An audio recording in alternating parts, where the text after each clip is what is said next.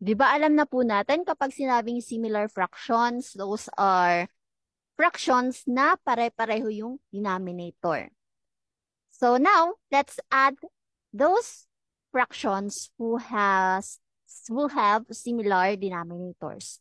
So let's try these examples. So dito, ito yung similar fraction and ito naman yung similar fraction. So 6 over 15 plus 4 over 15. Let's try that.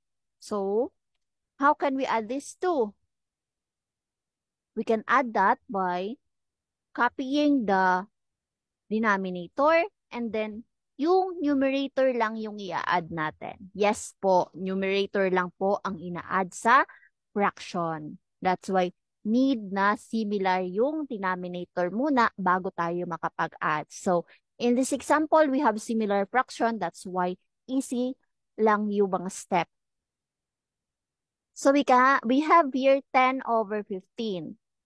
Ano yung na-observe nyo? Pwede pa ba siyang i-simplify or not? Pwede pa. So, ano yung number na pwede nating i-divide sa 10 and sa 15? Very good. It's 5. So, 10 divided by 5, it's 2. And then, 15 divided by 5, it's 3. So, the final answer is 2 over 3. So, let's try another example.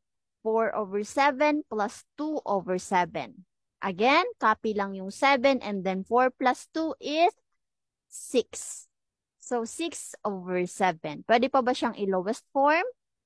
Hindi na. Wala nang number aside from 1 ang pwedeng i-divide both by 6 and 7.